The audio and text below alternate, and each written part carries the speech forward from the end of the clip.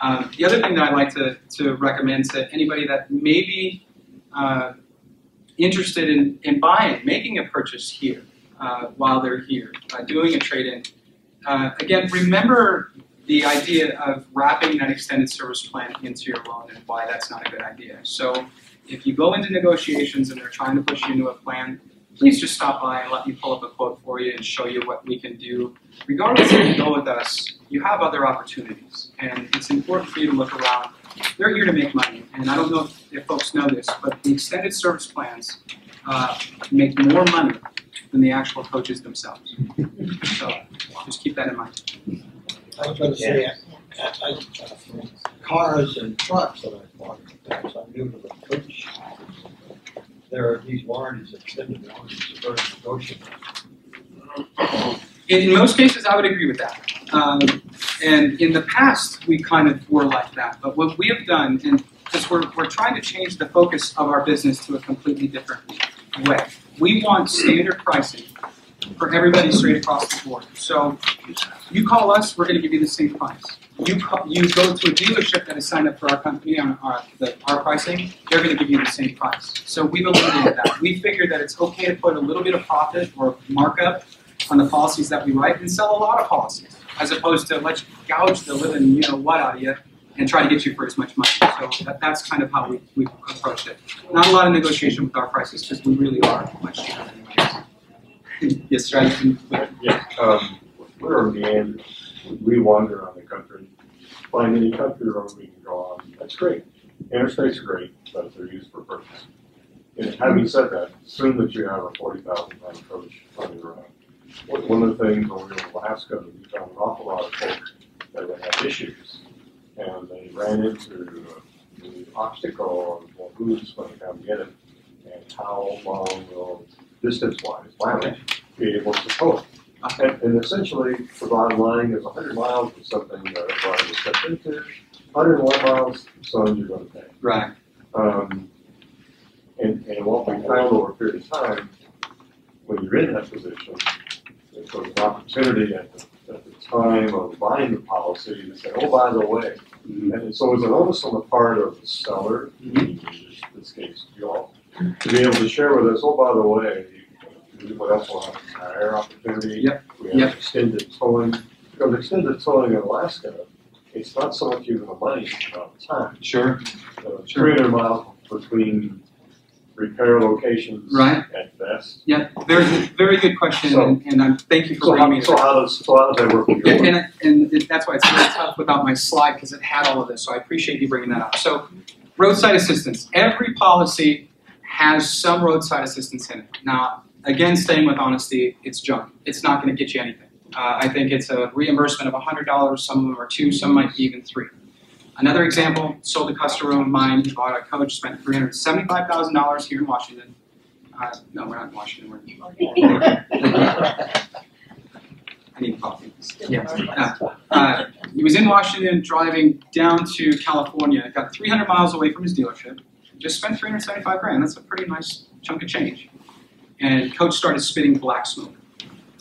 Did not buy the additional roadside service benefit from us. And to get him towed was $900 to go 30 miles, or 90 miles, I think it was. $900 for 90 miles. Here again, in the education portion of extended service plans, the same holds true for roadside assistance. We find that the Good Sam roadside assistance plan is very, very good. We sell as a benefit to our customers at the time of our policies, and we recommend it to everybody that signs up with us. We sell CoachNet, their platinum or premier plan. If you go on CoachNet's site, not a fan of theirs? No, had that experience? Very bad. Yeah. $5,000. It says right in the front of their policy they do not pay for accidents. What's an accident? Huh. We had a hole in our radiator caused by a rock 6 months earlier. They refused to pay. Is that a CoachNet warranty though, or is that the roadside service? Roadside service. They refused to pay. The woman on the phone told me, we do not pay for accidents, and we declare a rock in your radiator an accident. And by the way, the toll from where you're at will be $5,000. Well, We're here's, worried. let me, and The category I'm sorry. is coming on the last. I know that Good Sam, their extended service plan, their policy does not cover radiators, period. And this is why we get a lot of folks that are switching to us, because all of our policies automatically cover them. They don't cover wiring harnesses, thermostats. They don't cover. That should be explained. Yes, it You should. buy the policy and it says accident. I Right. bet you everybody in this room says it's an accident. I run off the road, somebody runs into me, something like that. Okay, and forgive me, sir. I'm confused because that sounds to me like physical damage or like a rock hitting the. A rock hitting the radio. But why would the roadside assistance plan be responsible for the damage caused to the radiator?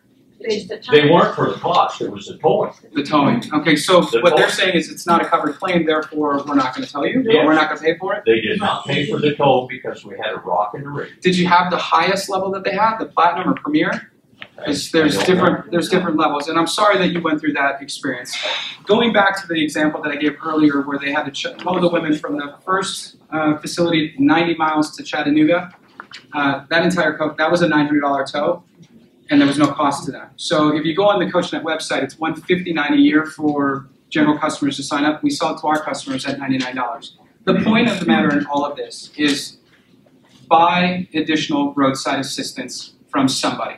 Find it from Good Sam, find it from a provider that you like, because to hook up one of these rigs and have them towed is a ridiculous amount of money. I mean, it's enough for a car. The CoachNet plan that we offer, there's no deductible. They will tell you as far as you need to go to the nearest capable repair facility. Now, time in this case is obviously something. If you're that far away, it's going to be hard to get somebody to you anyway. But at least having the coverage, if they got to tow you 300 miles, at least you're going to have some peace of mind in the back of your head that you're not going to pay a dime out of your pocket to get you towed. If I may just expand on that. So if indeed we were in a small hamlet, in this case, picking the Yukon or wherever, that your firm would in fact pay for the 300-mile tow, Not the extended service plan. or No. whatever. I really don't care The what- additional roadside I don't care assistance what plan you call would. it, Yes, it would. but what they would pay for that? Yes, they would. Really? Yes, they would. The extended, the additional roadside service benefit that we sell would. But you have to pay for that. It's an add-on policy. And how much might that be just for? We sell it to our customers. We don't have any markup. It's $99 a year, and it's zero deductible. Unlimited tire changes. If you run out of fuel or fluids, they will come to you at no cost to you and deliver the fluids. You have to pay for the fluids, but they'll deliver it to you. So they would, if you buy the tire, they would put them up. Yes, sir. Okay. If you run out of gas, you buy the gas. You buy the gas, they'll deliver it to you. You need to be towed, they'll tow you as far as you need to go, at no cost to you. Most of the coaches now don't have a spare tire. What, you have a flat out on the road, what do you do?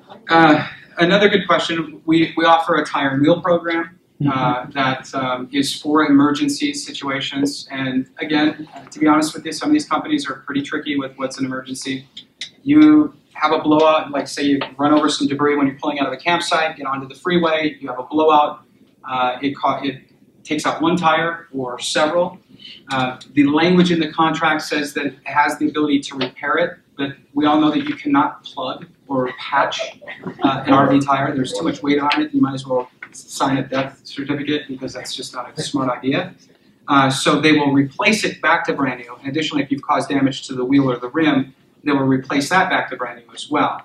If in a situation like that, if you don't have the tire and wheel coverage, it's not going to be covered under the extended service plan because again, that's kind of a maintenance item. It's a general wear and tear item. It's not a mechanical or electrical component, so it would not be covered.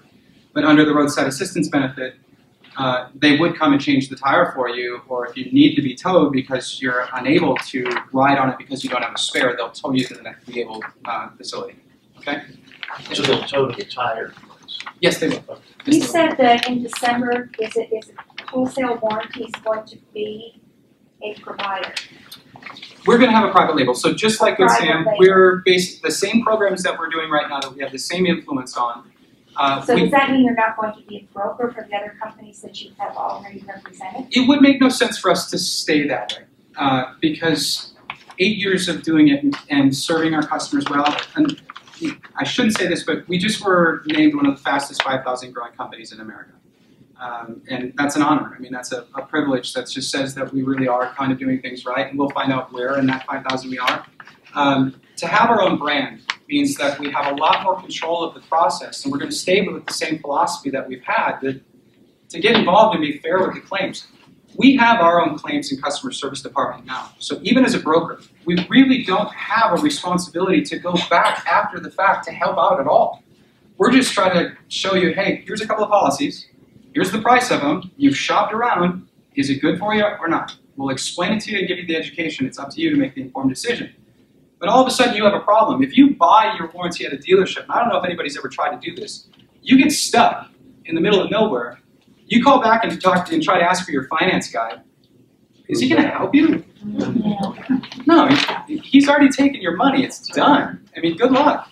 And so for our company to have our own claims and customer service department and people dedicated when you're having an issue to get to the bottom of it, and again, it's not always going to be overturned. You're not always going to get good information. If it's not a covered component, if it's not something that's supposed to be paid for, there's nothing we're going to be able to do, but at least we'll build a case and try to help in any way that we can. If we feel it should be covered, however, we'll pay for it.